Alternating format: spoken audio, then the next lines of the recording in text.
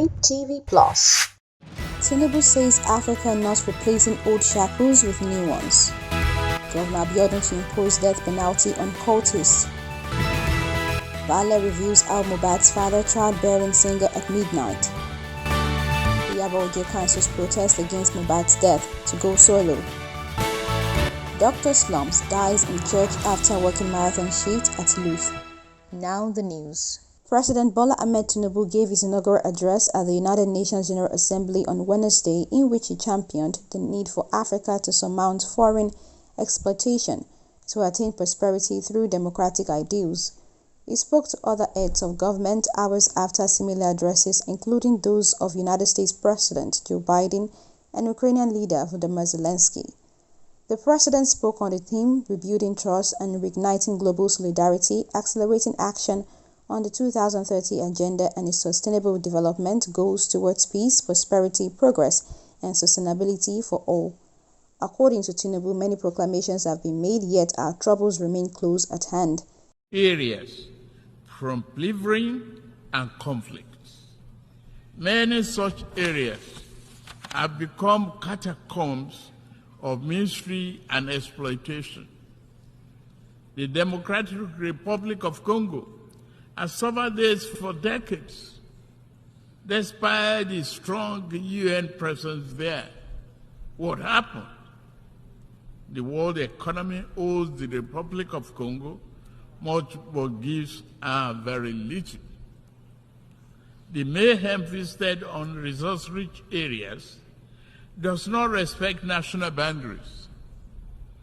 Sudan, Mali, Burkina Faso, Central African Republic, and the list grow on and on and on. The problem also knocks at Nigeria's door.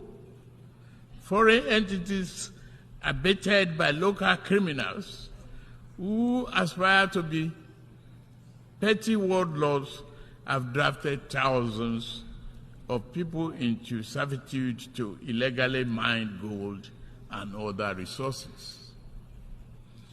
Billions of dollars meant to improve the nation's economy now fuel violent enterprises. If left unchecked, they will threaten peace and place national security at a grave danger.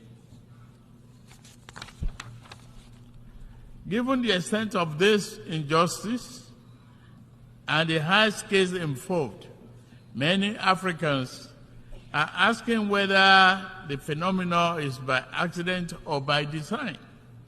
Members' nations must reply by working with us to deter their farms and nationals from the 21st century pillage of continent riches. Fifth, climate change severely impacts Nigeria and Africa. Northern Nigeria is honored by desert encroachment, hounded from the north. All are arable lands. Our south is pounded by the rising tide of coastal flooding and erosion. In the middle, the rainy season brings flood that kill and displace multitudes.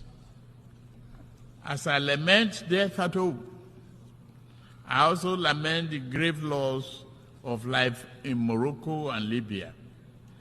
The Nigerian people are with you.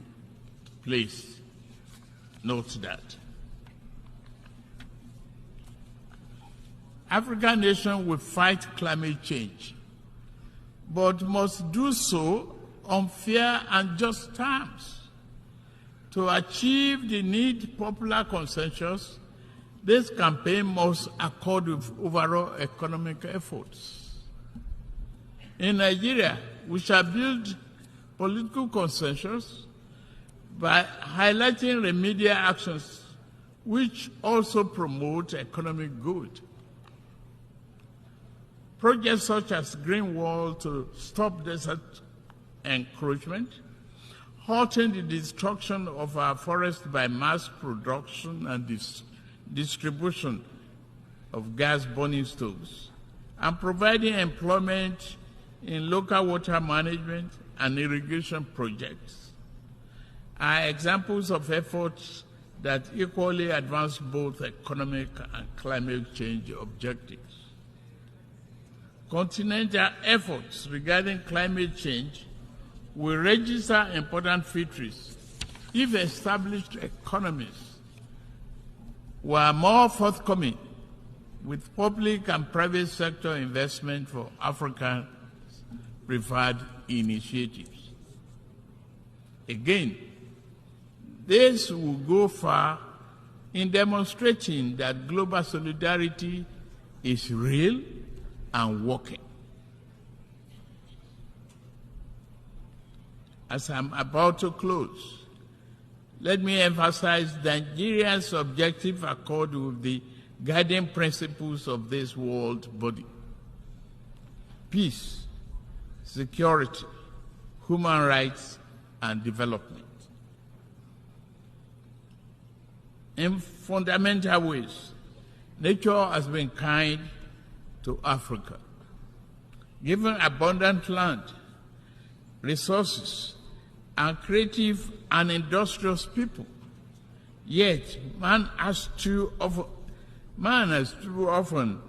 been unkind to a fellow man, and this sad tendency has brought sustained hardship to Africa's doorstep.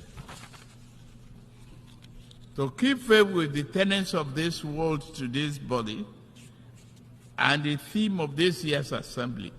Noting that failures in good governance have hindered Africa, Tinubu decried that broken promises, unfair treatment, and outright exploitation from abroad also exerted a heavy toll on Africans' ability to progress.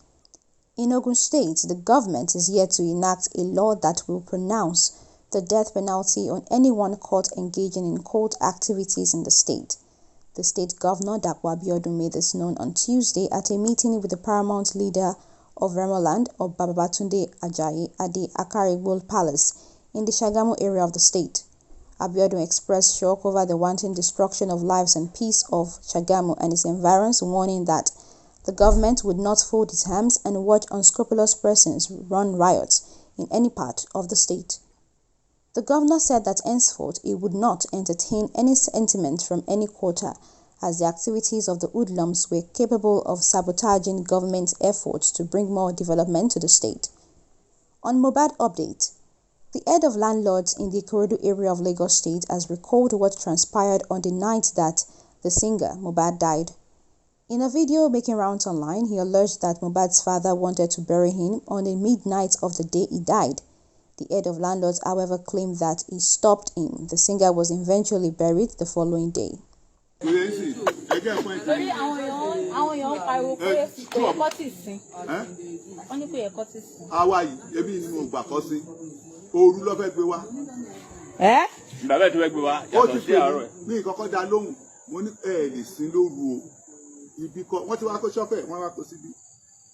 lóòrù kí ló dé. mo de ṣe deputy chairman ti di gbogbo area if I decided to go to chairman ti di gbogbo area mo ti act for some days. Meanwhile, Nollywood actress Iyabo Ojo has cancelled a rally in Lagos State aimed to demand justice over the death of Mohbad. The circumstances surrounding the 27-year-old's death has continued to stir up controversies on social media. Tuesday's protest saw thousands of Nigerian youths storm the streets in different cities with placards, while others staged candlelight processions in honor of Mohbad. Iyabo Ojo earlier announced that a rally from Oba Akran to the Lagos State Executive and Legislative Houses will be held on Wednesday. But in a statement on Tuesday night, the actress said the peaceful protest will no longer hold, based on reservations by the law enforcement agents that it could be hijacked by unscrupulous persons and miscreants. The statement added that some members of Ojo's team will visit the Lagos State government offices to register their concerns. Finally, on the news, a medical doctor at the Lagos University Teaching Hospital, Idiaraba, has died after he reportedly performed a 72-hour surgery without a break at the neurosurgery unit. The Association of Resident Doctors disclosed this in a letter dated September 19 addressed to Luth's chief medical director. The doctors in the letter, titled "An Appeal by the House Officers of Luth," accused their senior colleagues of bullying, giving them stressful call hours without breaks, and not providing feeding and good accommodation. They demanded that house officers who did call the previous day should be allowed either half day the next day or allowed to resume work by midday the following day, and that house officers should not be made to work 48 hours at stretch. The teaching hospital is yet to comment on this development.